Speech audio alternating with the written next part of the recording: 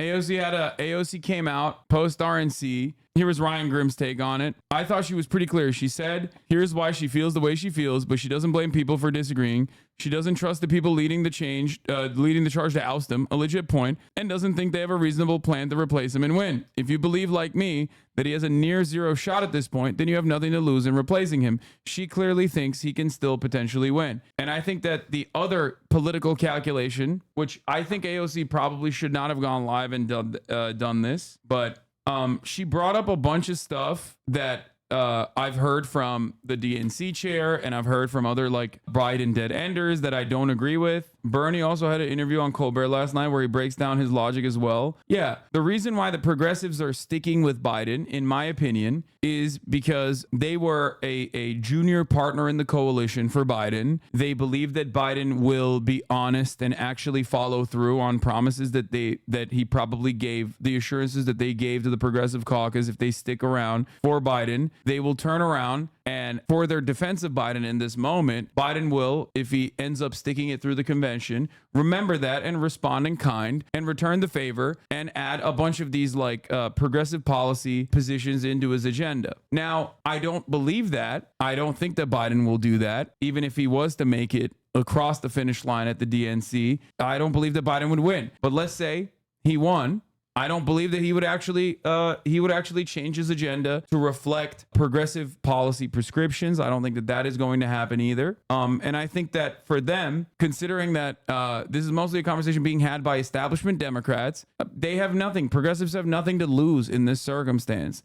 I mean, they'll lose a little bit of favor in the eyes of like the broader electorate, but ultimately, and I've said this from day one, this is a conversation that is being had by establishment Democrats. As long as they sidestep and as long as they don't like actively defend Biden, then they have nothing to lose. AOC has gone above and beyond in defending Biden, however, and so is Bernie Sanders and maybe even Ilhan Omar. And I think that that is a error on their part. Yeah, definitely. But they must genuinely believe that Biden is going to change his agenda to reflect more progressive values. Having your progressive agenda tied to a loser is damaging. No, there is that aspect of it as well, but that's besides the point. Also, he's not going to remember. Because do I think that Kamala Harris is not going to listen to the Progressive Caucus more than Biden? No, I think Kamala Harris would absolutely listen to the Progressive Caucus. What about our arguments around getting to the state ballots? Yeah, all that stuff is nonsense. The Republicans will launch a legal case against putting a different candidate on the ballot, but that's all bullshit.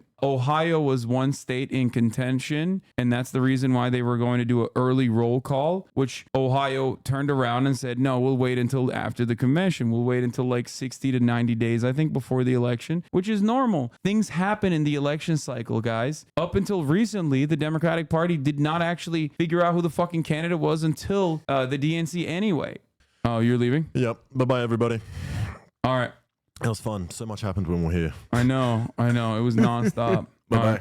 Bro, you just lost your aura. I'm leaving. You need more hot men. I know. What will I do? If they didn't have a major party's candidate on the ballot, you can basically call the election illegitimate. Yeah, that's not a thing that could happen. Like that's a ridiculous assessment. And it would not have happened for Trump either. You have to remember, people were bringing that shit up during the Trump situation where like some states were making a move to take Trump off the ballot because he's like criminal or whatever. And you know, that was ridiculous. And I told you it was ridiculous back then. And this is also ridiculous.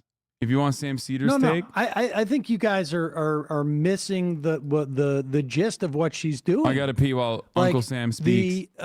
She is making an argument about against the donors, the establishment of the party, and the sort of like Iglesias's and the Ezra Kleins, and all of whom have advocated open convention. And she's making an argument of, if you're going to do this, you do it with Harris. That's what's going on here in this. What she's doing is she's arguing that opening up this process is problematic.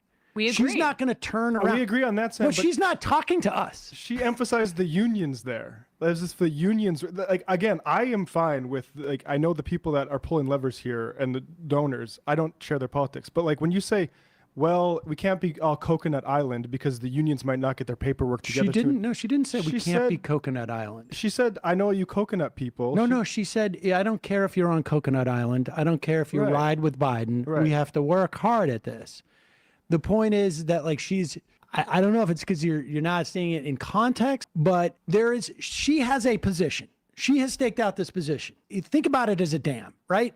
Her position is a dam. Now she's letting water flow through. Everything that she is talking about, she is trying to direct where that water that is flowing through to release a little bit of that pressure to go in a certain direction. The reason why I didn't like this, the reason why I didn't like the IG Live specifically is because, in my opinion, by my assessment, she covered the naysayers and the people who are criticizing her like very individualized framework. Like, oh, people are yelling at me, and I wanted to let everybody know, like, this is why I made this decision. Ultimately, especially if you're going to break caucus at a time like this, when like the Democratic Party across the board is like seemingly united, for her to break rank in this situation and put her name out there, I think it should have come with a narrative that was more airtight than hearing Jamie Harrison be reiterated, like the talking points that I've heard from the DNC chair.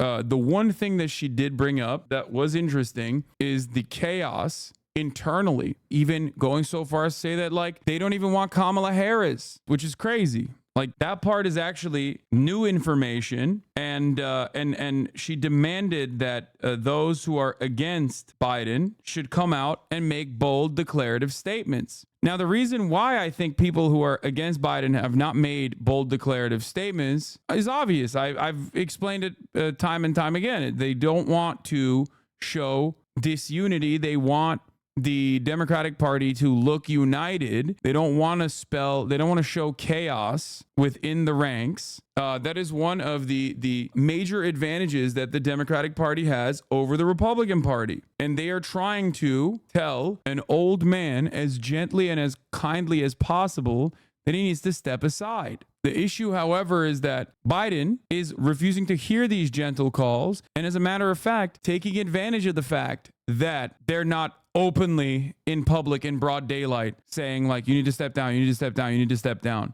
And I think this will push the Democrats to make one of two decisions. If past this point of the weekend, Biden sticks it out and says, no, I'm staying in the race, seemingly he might be doing that. If he says that, then either Democrats are going to turn around and start openly stating it, putting their names out in the same way that like Seth Moulton did, in the same way that, what was the guy from Montana? There are going to be more senators and more House of Representative members, especially in, John Tester, in contested seats that will come out and say, this is my name, this is who I am the representative from such and such, and I think Biden should step down. And that is going to create even more chaos. Some Democrats, on the other hand, who are allergic to that sort of declarative, bold proclamation, are not going to do that. And it will cause even more limbo. Yeah, that's my assessment. I think that Biden is selfishly taking advantage of the fact that no Democrat wants to come out and fuck up the bag.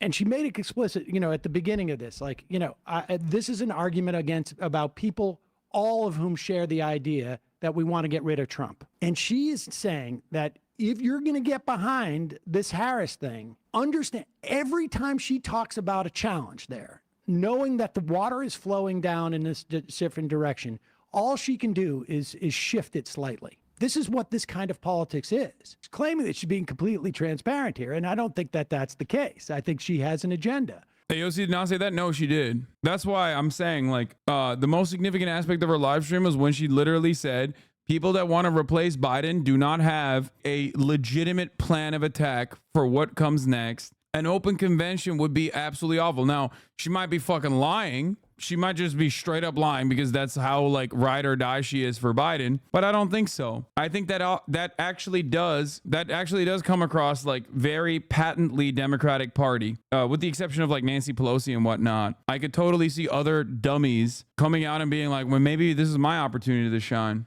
But yeah, that's my analysis and my assessment on the AOC live stream after the RNC. There are things that I obviously disagree with on the stream. Require a name to be certified on their ballot even before the convention. This is something I disagree with. I think this has been like adequately rebuked. It's not a real issue. The war chest is not a real issue. AOC apparently also gave me a shout out while I had muted her because some dumb fucks in the chat were going into her chat and saying stupid shit. So embarrassing. Our success. It bums me out when I see how many people and perspectives are not in the room and in the consideration of folks making these decisions. And like, I'm gonna cringe. I don't know, someone says Hasan is beefing with you on stream. Love you, Hasan. Like, I could be totally wrong. Like, I'm not here. Like, this is like, why? This is never something that, like, these are not words that should come out of the mouth of a congressperson. Like, I'm so upset. It's so embarrassing. Why are you guys fucking so annoying and so lame and so cringe that you went over there and like tried to start fucking drama? This is not like me versus Asmongold or like XQC said this. What beef? You didn't even say anything. You just said you didn't agree. That's not beef. People are so dumb. I know. And yeah, it's annoying specifically because like I might disagree with AOC on some aspects of her commentary on this issue, but ultimately I've been, just like Sam Cedar, pretty understanding, pretty charitable of the decisions that they're making, regardless of my disagreements. Might be beefing with me. I'm not beefing with Hasan. Like, my everyday live reality is like, and I'm not, this isn't like a knock or anything like that, but like my job every day is, I'm like being so for real right now. It's not watching TV. It's not obsessing over polls. Like, I'm telling you, I was just telling you at the beginning of this, like, I've been in Puerto Rico for several days. Anyway,